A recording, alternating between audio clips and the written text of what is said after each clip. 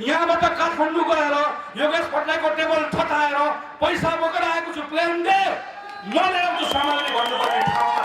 हिजो पञ्चायत कालमा मन्दिरको मूर्ति समेत बेचेर खाने मण्डलीहरूले तपाईहरु मेरो धर्म जगाइदिन्छ। विश्वास छ हाम्रो पशुपतिनाथ त्यति कमजोर छ, हाम्रो बौद्धनाथ त्यति कमजोर छ। राष्ट्रपति विद्यादेवी भण्डारी शीतल निवासमा बस्नु भएको छ, महारानी होइन राष्ट्रपति। तपाईँ आफूले बनाएको राष्ट्रपति, त्यहाँ बसेर राष्ट्रपतिको मर्यादा राख्नु भएको छ छैन। प्रचण्ड र केपी ओलीको झगडा मिलाउने जिम्मेवारी राष्ट्रपतिको होइन।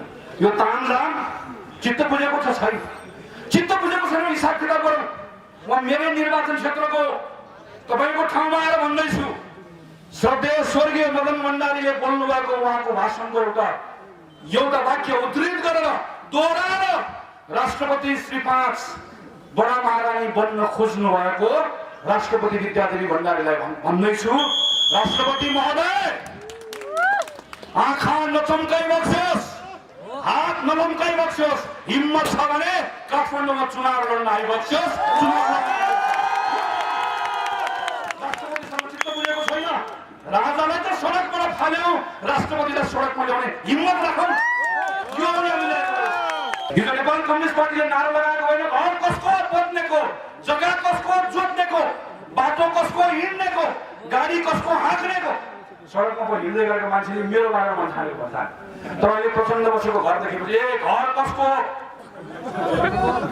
जग्गा कसको, हेर्नुहोस् यहाँ बेटो जोत्नेको उहाँ बाटो। राजा आऊ देश बचाऊ, राजा आऊ देश बचाऊ। राजा आए आफूलाई बचाउन सकेन, देश कहाँबाट बचायो हामीले देख्यौँ। सडकमा आक्रोशित भएर आएका युवा साथीहरूलाई मेरो भन्नु छ, 14 वर्षको उमेरमा नेपाल विद्यार्थी सङ्घको सदस्य भएको थियो। 46 सालको आन्दोलनमा कक्षा 9 मा मात्रै थिए। 48 सालमा काङ्ग्रेसको सरकार बन्यो, गल्ती कमजोरी हामीले पनि गर्यौँ। 48 सालको सरकार हामी आफ्नै कमजोरीको कारणले गर्दा नढालेको भए वा ढल्ने अवस्था नबनाएको भए, हामीले सम्हाल्न सकेको भए सायद त्यो बेलाको राजनीतिको कोर्स अर्कै हुन्थ्यो होला। नेपाल कम्युनिस्ट पार्टी एमालेको अध्यक्षलाई एकपटक बसिसकेको सिंहदरबारको कुर्सीको तातो थाहा थियो। त्यो तातोमा जाउँ लागिरहेको प्रचण्डलाई चितवनमा घर दैलो गर्दाखेरि पनि चुनाव हार्ने डरले मन पोलिरहेको, एउटा डराएको मान्छे, एउटा लोभी मान्छेको रातारात नेपाल कम्युनिस्ट पार्टी गठन गर्ने कुरामा मन मिल्यो। आज कम्युनिस्ट पार्टी बनेको 2-2.5 वर्ष पछाडि हामीले थुप्रै कम्युनिस्ट पार्टी बनेको देख्यौँ, फुटेको देख्यौँ। हाम्रो असहमतिहरू हजार थिएछन्, तर ती कम्युनिस्ट पार्टी थिए। यो कम्युनिस्ट पार्टी होइन, यसले यो नियति बिहोर्नै पर्थ्यो। तर आज एउटा कम्युनिस्ट पार्टी बढ्यो, संख्या पुग्यो, बहुमत प्राप्त गर्यो, स्थिरता प्राप्त गर्यो, आम नेपाली जनतालाई एउटा ठुलो संघको सुविधा दियो, ठुलो परिवर्तन हुन्छ भन्ने एउटा विश्वास आयो। त्यो विश्वासमा ठुलो कुठाराघात भयो। जनताको ठुलो अपेक्षा थियो, यो सरकारसँग ठुलो अपेक्षा थियो। म अहिले पनि सम्झन्छु त्यो दिन, जुन दिन मैले संसदमा उभिएर प्रधानमन्त्रीलाई तपाईले यो गर्नुपर्छ त्यो गर्नुपर्छ भन्दै गर्दा मलाई प्रत्युत्तर दिन उभिनु भएको प्रधानमन्त्रीले भन्नुभएको त्यो वाणी, भर्खर एउटा माननीयले मेरा बारेमा यो भनेर जानुभयो, तपाई घर फर्किसके पछाडि तपाईलाई भान्सामा खाना पस्कँदै गर्दा खाना पस्कनेले सोध्ला आज संसदमा केपीलाई भोट नहालिकन आएको। घरमा जाँदै गर्दा तपाईको गाडी छ र तपाईको चालक छ भने तपाईको चालकले तपाईलाई सोध्ला मान्यज्यू आज केपीलाई भोट नहाली आउनु भएको। त्यो बेलामा के उत्तर दिनुहुन्छ भनेर मलाई व्यङ्ग्य गरेको म सम्झन्छु। त्यो व्यङ्ग्य गर्दै गर्दा नेपाल कम्युनिस्ट पार्टीका साथीहरूले टेबल ठोकेको म सम्झन्छु। मुटुले चर्कने गरिकन उहाँहरूले त्यो विश्वास छ आफ्नो प्रधानमन्त्री केपी ओलीप्रतिको भरोसा नेपाल कम्युनिस्ट पार्टीका साथीहरू आज कोही 28 पाने कोही 19 पाने बोकेर गाउँमा छिर्नु पर्ने अवस्था आयो। 2-2.5 वर्ष यो हुन्थ्यो। अघि मान्य रामचरण चौधरी आदरणीय नेताले भन्नुभएको जस्तो यो हुन्थ्यो।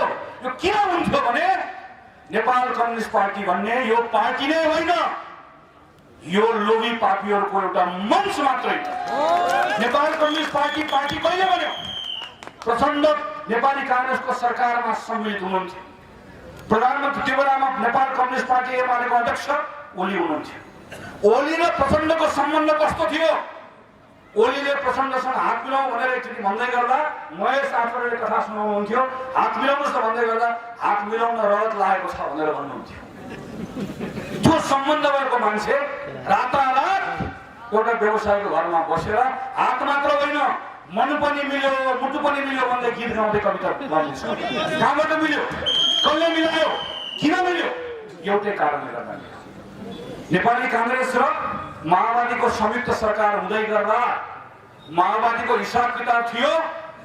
यो कांग्रेसको नेताहरूले माथि गएर मिलाएर माओवादीलाई भोट हाल्नुपर्छ भने पनि हाल्ने होइन रहेछन्।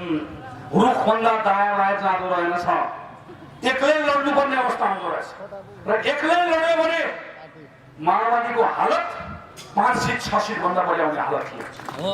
नेपाल कम्युनिस्ट पार्टी एमालेको हिसाब किताब थियो, एक्लै लड्यो कांग्रेस, एक्लै लड्यो एमाले, एक्लै लड्यो माओवादी भने पनि कांग्रेस पहिलो पार्टी बन्छ। कांग्रेस र माओवादी चितवनमा जस्तो कथन कदाचित मिलिए भने त्यो बेलामा एमालेको अहिले कांग्रेसको 23 सीट आएको हिसाब जस्तो त्यो बेलामा एमालेको हिसाब थियो हाम्रो 9 सीट पनि आउँदैन। नेपाल कम्युनिस्ट पार्टी एमालेको अध्यक्षलाई एकपटक बसिसकेको सिंहदरबारको कुर्सीको तातो थाहा थियो। त्यो तातोमा जाउँ लागिरहेको प्रचण्डलाई चितवनमा घर दैलो गर्दाखेरि पनि चुनाव हार्ने डरले मन पोलिरहेको, एउटा डराएको मान्छे एउटा लोभी मान्छेको रातारात नेपाल कम्युनिस्ट पार्टी गठन गर्ने कुरामा मन मिल्यो।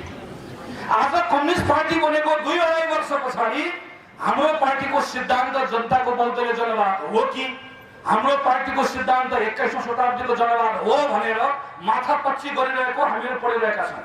तपाईँ हामी सबैलाई थाहा छ नेपालमा कम्युनिस्ट पार्टी बन्दै गर्दा चीनको कम्युनिस्ट पार्टीको संस्थापक नेता माओलाई हेर्ने दृष्टिकोण के, माओको श्रीमतीलाई हेर्ने दृष्टिकोण के, को कति खरो कम्युनिस्ट संसारको कम्युनिस्ट आन्दोलनलाई हेर्ने दृष्टिकोण के, यस्तो नाममा एउटा कम्युनिस्ट पार्टी बनेको छ, फुटेको छ।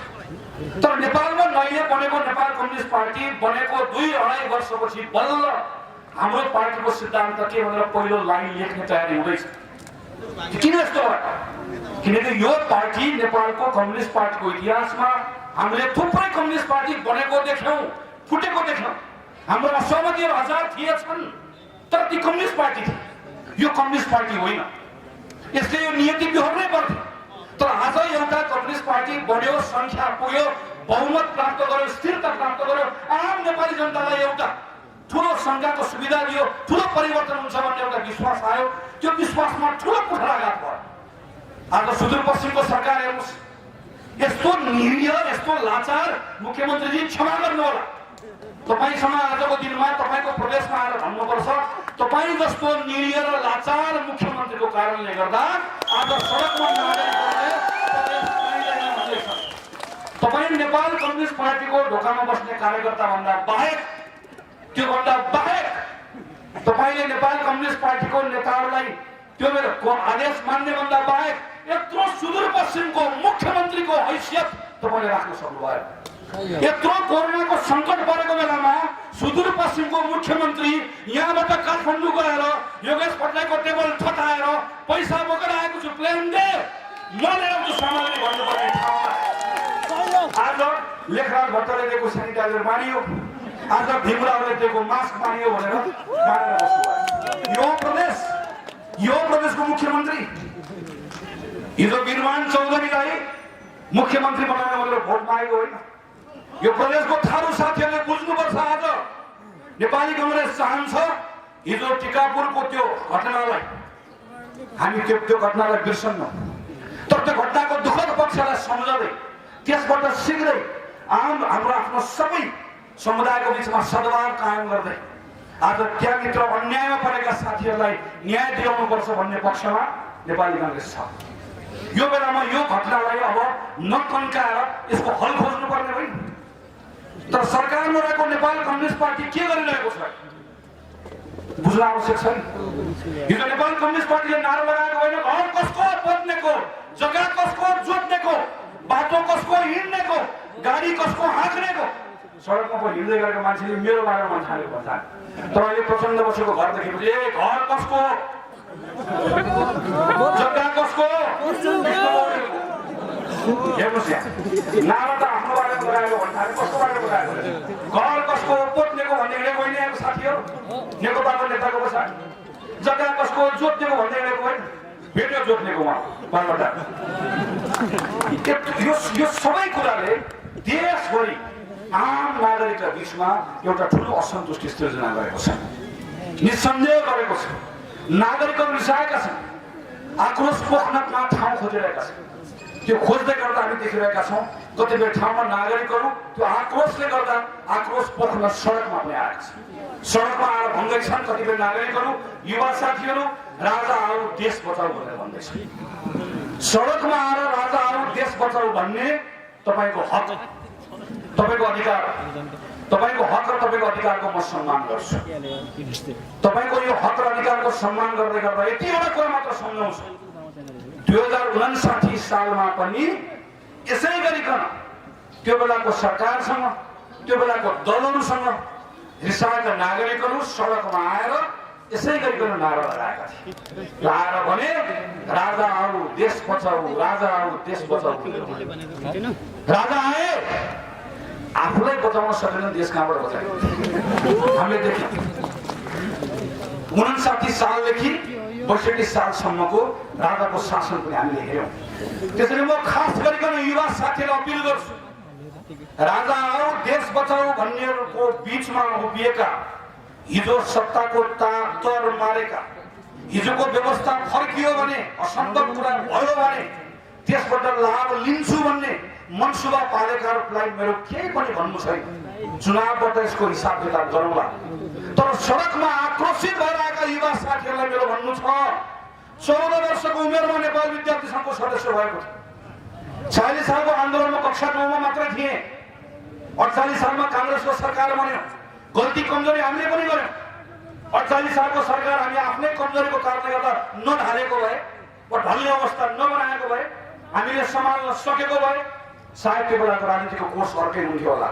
गल्ती हामीले पनि गरेका छौँ कमजोरी हामीले पनि गरेका छौँ 15 सालमा बिपी कोइरालाको 2/3 सरकार बनेर आजसम्म पनि काङ्ग्रेस होस् कम्युनिस्ट होस् सबैले नेपालको कुनै एउटा सरकारको कालखण्डको बारेमा गौरवको साथ भन भनेर भन्ने त्यो 18-19 खण्डको कालखण्डको नेतृत्व गर्ने बिपी कोइरालाको सरकारलाई राजा महेन्द्रले कुठाराघात नगरेको भए 30 वर्ष नेपालमा संसदीय व्यवस्थाको अभ्यास गर्न पाएको भए आज नेपालको दरबारमा राजा रहन्थे संवैधानिक राष्ट्र दरबारको देश नेपाल रहन्थ्यो पनि होला राजा महेन्द्रको त्यही कुले गर्दा 30 वर्ष गयो फेरि हामीले अर्को हाम्रो कमजोरी माओवादीको दुस्साहस राजाको महत्वाकांक्षाले अर्को 20-25 वर्ष खेर गयो हाम्रो यत्रो सङ्घर्षपछि एउटा व्यवस्था आएको छ म आम युवा साथीलाई आग्रह गर्न चाहन्छु पटक पटक नेपाललाई त्यही संक्रमणको चक्रमा घुमाउने दुष्प्रयत्नको त्यसमा सहभागी नबनौँ त्यसका निम्ति प्रयोग नहौ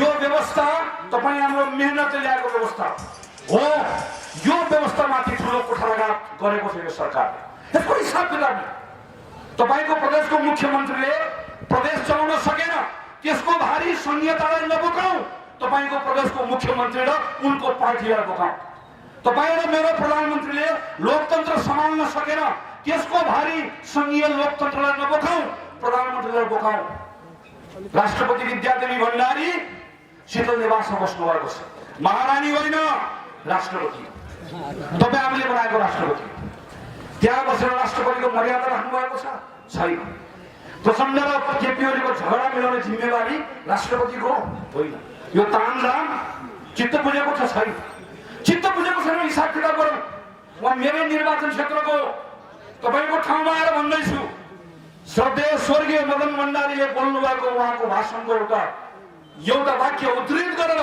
दोहोऱ्याएर राष्ट्रपति श्री 5 बडा महारानी बन्न खोज्नु भएको राष्ट्रपति विद्यादेवी भण्डारीलाई भन्दैछु राष्ट्रपति महोदय आँखा नचम्काइ बक्सोस् हात नलम्काइ बक्सोस् हिम्मत छ भने काठमाडौँमा चुनाव लड्न आइबक्सोस्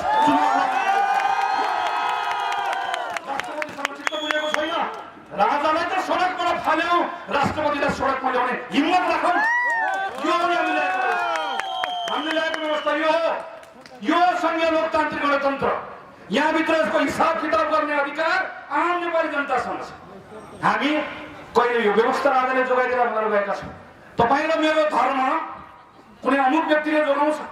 सनातनदेखि चलिआएको तपाईँ र मेरो हिन्दू धर्म, तपाईँ र मेरो बौद्ध धर्म, हाम्रो थारू लगायतको आदिवासीले मान्ने धर्म जोगाउने जिम्मा जोसुकै प्रधानमन्त्रीको कुर्सीमा बसोस्, त्यो जिम्मा लिएर गएको हुनुपर्छ। त्यो जिम्मा उसको हो। तर कहाँबाट खोजेर ल्याएर नेपालको सनातनदेखि चलिआएको हाम्रो धर्म, संस्कृति, परम्परा, हाम्रो आदिवासीहरूको यहाँको रैथानेहरूको धर्म, परम्परा, यो सबैलाई जोगाउने सपन खाएको सरकार आज होली वाइनमा बित्छ भने हिसाब किताब माग्ने काम हाम्रो मन्दिर, हाम्रो गुम्बा, हाम्रो थानहरू कुनै अमुक व्यक्तिले आएर जोगाइदिन्छ। हिजो पञ्चायत कालमा मन्दिरको मूर्ति समेत बेचेर खाने मन्दिरहरूले तपाईँ मेरो धर्म जोगाइदिन्छ। विश्वास छ। हाम्रो पशुपतिनाथ त्यति कमजोर छ, हाम्रो बौद्धनाथ त्यति कमजोर छ। हाम्रा थानहरू, हाम्रो आस्था, हाम्रो विश्वास त्यति कमजोर छैन। कसैले आएर जोगाइदिनु पर्ने हो। कमी कमजोरीहरू भएका छन्, हाम्रो वरिपरि भएका छन्, हामी देखिरहेका छौँ। थुप्रै सन्दर्भमा यस्ता कमी कमजोरी गरिएका छन्। यी कमी कमजोरीहरूलाई सुधार्नका निम्ति दबाब दिने काम हाम्रो, यसलाई ठिक ठाउँमा ल्याउने काम हाम्रो। त्यसैले म आम साथीहरूलाई आग्रह गर्न चाहन्छु, यो बेलामा यत्रो लामो सङ्घर्ष पछाडि संघीय लोकतान्त्रिक गणतन्त्रात्मक व्यवस्था जुन हामीले ल्याएका छौँ, यसको अभ्यास गर्दै गर्दा जो शक्तिशाली सरकार चलाउने मौका पाउनु प्रधानमन्त्री ओली नेपालको इतिहासको सबैभन्दा अकर्मण्य अयोग्य प्रधानमन्त्री साबित हुनुभएको छ। र नेपाल कम्युनिस्ट पार्टी आजको दिनमा मैले अघि पनि भने एउटा राजनीतिक पार्टीको रूपमा यो पार्टी आउन सकेन, यसले आफूलाई स्थापित गर्न सकेन। त्यसको ठुलो मूल्य हामीले चुकाउनु परेको छ। तर यसको मूल्य हामीले चुकाउँदै गर्दाखेरि यसको हिसाब किताब निर्वाचनमा गर्ने, जनताको कोर्टमा गर्ने हो। यसको हिसाब किताब व्यवस्थाका विरुद्धमा उभिएर गर्ने होइन। त्यसैले म आग्रह गर्न चाहन्छु आम पार्टीका साथीहरूलाई, तपाईहरु जो स्थानीय तहमा बसेर काम गरिराख्नु भएको छ, चाहे वडा अध्यक्ष हुनुहुन्छ, चाहे मेयर हुनुहुन्छ, चाहे उपमेयर हुनुहुन्छ, चाहे वडा सदस्य हुनुहुन्छ, तपाई पनि एउटा सरकारमा बसेर काम गरिराख्नु भएको छ। कांग्रेसको मेयरलाई हेर्दै गर्दा, कांग्रेसको एउटा वडा सदस्यलाई हेर्दै गर्दा एउटा कांग्रेसले गर्वका साथ छाती फराकिलो बनाउन पाउनुपर्छ, शिर ठाडो बनाउन पाउनुपर्छ। गएर कांग्रेसको स्थानीय तहमा कांग्रेस जितेको ठाउँमा कांग्रेसले गरेको काम भनेर हामीले भन्न पाउनुपर्छ। जहाँ नेपाली कांग्रेस निर्वाचनमा पराजित भएको छ, निर्वाचनमा पराजित भएको ठाउँमा निर्वाचनमा पराजित हुनेको पनि जिम्मेवारी हुन्छ। त्यो प्रतिपक्षको जिम्मेवारी, संघमा प्रतिपक्षको जिम्मेवारी निर्वाह गर्ने काम हाम्रो। प्रदेशमा जिम्मा लिएर जाने साथीहरूको प्रदेशमा हो, स्थानीय तहमा काम गर्ने साथीहरू स्थानीय तहमा बसेर त्यो प्रतिपक्षको जिम्मेवारी निर्वाह गर्नुपर्नेछ। सडकमा आज हामी आयौँ, म फेरि साथीहरूलाई आग्रह गर्छु, सडक खाली भयो भने सडकमा अवांछित तत्त्वहरूले सडक कब्जा गर्छ। सडक हाम्रो हो, सडक प्रतिपक्षको, प्रश्न गर्ने हाम्रो जिम्मेवारी हो, आलोचना गर्ने हाम्रो कर्तव्य हो, कतिपय ठाउँमा विरोध गर्ने प्रतिरोध गर्ने हाम्रो जिम्मेवारी हो, अनि विकल्प दिने पनि हाम्रो धर्म हो। हामीले आज पनि सरकारलाई यो बेलामा सरकारसँग सँगै या प्रतिपक्षको भूमिका निर्वाह गर्दै गर्दा विरोध पनि गर्छौँ। हामी भएको भए यसो गर्थ्यौँ भनेर विकल्प पनि दिन्छौँ, अनि जनताको बीचमा विकल्प दिने काम पनि हाम्रो। हामीले आम तन्नेर युवाहरूलाई भन्न सक्नुपर्छ, अब 2 वर्ष थेग साथीहरू, कमरेडहरूलाई जम्मा 2 वर्ष थेग, 2 वर्षपछि हामी आउँछौँ, अनि हामी आएपछि के गर्छौँ भन्दै गर्दा उहिले बिपी कोइरालाले गर्नुभएको थियो भनेर हुँदैन, 48 सालमा गरेका थियौँ भनेर हुँदैन। अब हामी आइसके पछाडि 5 वर्षको समयमा हिजो गरेको गल्ती एउटा पनि गर्ने छैनौँ, हिजो गरेको कमजोरी एउटा पनि दोहोऱ्याउने छैनौँ।